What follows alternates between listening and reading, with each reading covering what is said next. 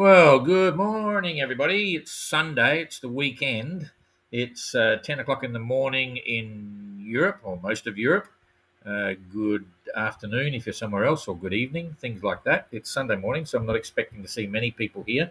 They'll all be sleeping in or having big English breakfast or things like that. Who knows? And I'm rushing, so I'm going to get straight into it. You wouldn't believe it. I'm flying out. Well, it takes me 36 hours or a bit more to get back to Les Sables d'Olonne. So first of all, I have a car to the station here and then get into the bus and go over the big bridge, the $1 billion bridge or huge one to Hong Kong, which just shut down because there's another typhoon here. So I arrived in a typhoon and there's typhoon here and they shut the bridge, but it's missed Hong Kong. The airport stayed open. So anyway, it's coming back on track and I've got a bus to catch over the bridge and then into the airport and stuff. So I'm in a hurry. So we're going to go straight into it and we'll talk about leg 2.5. So if you've just logged on to the tracker anytime, you'll notice now leg 3 is gone, seems to have disappeared, and we're into leg 2.5. And the reason for that is that for logistics reasons, we've got a full stop in Mauritius, and we're still maintaining the competition from Vuda Marina in Fiji all the way to Cape Town.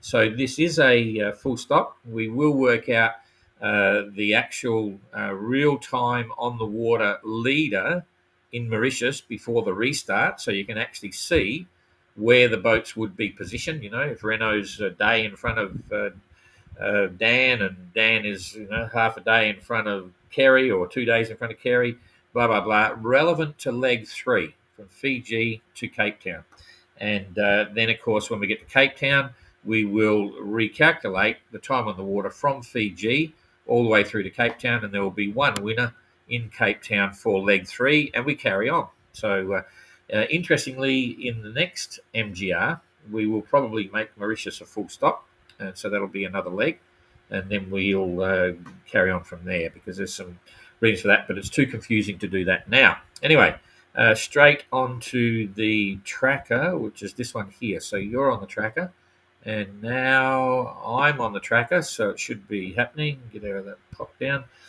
Here we go. That's all looking a little quiet with the breeze. If you've got the graphic there, I don't know if you can see it on your phones going across the screen, but it's quiet up the front. Pleasant sailing. I think they're all having a good time. Down the back here, Josh is doing 4.9 and made a 117-mile day. That's pretty healthy, all things considered. 128 for Ayrton. Jeepers, he's put some pressure on, I think. Making 5 knots at the moment, but 128, that could be a big one for today.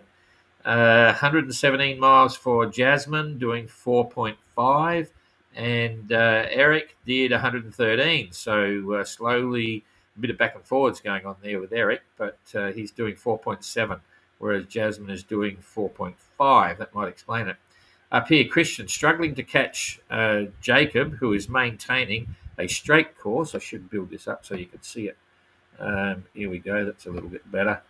You can see, hang on, I'll put snail trails on. Boom, you can see Christian's been jumping from side to side, Jacob being more of a straight course, which gives him some length advantage if you straighten a bit of string out. Nonetheless, Christian's doing 4.9 and did a 118-mile day.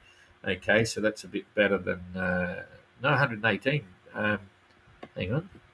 Ayrton's on 127. 128. Jeepers, he might crack the record today. So Christian is 118, 4.9. Jacob, 122. There you go. So still faster than Jacob. He's still waiting for that warm blanket, but it's not coming yet. 5.2, so that's okay. Adam is making 4 knots and did 108. So yes, I hate to say this because it might shock some people, but Ayrton is the fastest guy on the water at the moment. So get envious, everybody. Let's see what the current is doing. Here we go. Let's go for currents. Ayrton's probably sitting on a blinder. No, he's not. So no big surprise. Oh, that's interesting. Look at that. There's a head current that's popped up. It's the first time I've seen that, going from west to east on top of Rodriguez Island. And that's a healthy 1 knot there. That'll be 1 knot just to the north of it, right where they're going to go. That should disappear in a minute, but that's not friendly at all. Let's just push that on. We'll push it on 12 hours. It's still there. Not as strong, but it's still there, and it's going a bit twisted the other day, the next day. So that's a bit of a game changer. So how far away is Adam? When will he arrive? Hopefully more than a day. 150. The worst of it might be gone just as he's arriving. So lucky he's not arriving just today, because that's the first time we've seen that countercurrent going. And maybe it's a bit of this thing here. I don't know. But that's a very interesting surprise. And if we come across, there should be no change because they only do 2 days of currents. Let's have a look at the wind though now. So no one's got a big push on the currents. Okay, here's what's happening. Now it's all coming up from the south. So if I hit that, and we'll just bounce it through every 3 hours, you see that it's what I said before. They're all making about 100. So Adam's going to drive into that if he's not careful. There's 12 hours. So Adam's going to slow down. Christian and Jacob are going to slowly compress there. They're going to catch up to it a little bit on Adam. So he won't be happy about that at all. It's not going to be a lot, but they might get 30 miles into it. They might get 30 miles closer. Here we go. So it's the 5th. So we're going through. This is a day and a half. It's got a bit quiet for Jacob and Christian there as well. That's where they might lose a bit of it, and Adam will keep going. So, and I think Jasmine and Eric, I think they're going to go 100-mile days. So it'll keep their ETA looking reasonable, but they're not fast. The others will pick up again. So I think you'll see overall Christian and Jacob will probably take out about 20 miles on Adam, but they'll look as if they're getting 30 or 40, even 30 miles, 35 miles tomorrow, but then they'll lose a bit of that and go back to about 15 to 20 miles closer. Let's see how good my prediction is. So if we remember, I won't be here until I'll be off the air for 36 hours. So let's just measure it now and try and remember. We'll go midway between Christian and Adam, and we've got a distance of, hang on, there it is there on the bow, 100 miles, near enough to 100 miles. I reckon you'll see them as they're closing the coast. They'll be about 70 miles behind Adam. As they're about to arrive. Now, Adam will probably arrive before I get back on the air. So we just sent a message to the managers, or we will be, saying Jane's on standby to give them assistance if anything's going on, but it should be pretty right. Cloud cover, all pretty clear. Back there, 2 days' time, and Fluffy's in between time, so not too bad. All right, that's pretty much the finish of that. I'm going to keep this moving. So if I come back here, I'll read you the reports. There's a couple here. There we go. Enter reports. Peter was happy to be there, which is good. Where's the entrant reports? Jeepers. There's so many. Here we go. Rightio. Yesterday we did Sun Bear, we did Trekker, I think it was. There's nothing on today. Adam, unless I got this wrong. Maybe we don't get him to do one on Sunday. That was Fridays from Tingo. Trekker, hi, since the last report, F1 weekend, we've done that. We did Jasmine, we did Adam. I think some came in late yesterday. No, less than 281. No, we did Adam as well. Nope, that's it. So no reports from any entrants today. The Sunday ones could be actually in port, so that's easy. And Isla G'day, it is 5:40 in Darwin. Okay, Sunday afternoon.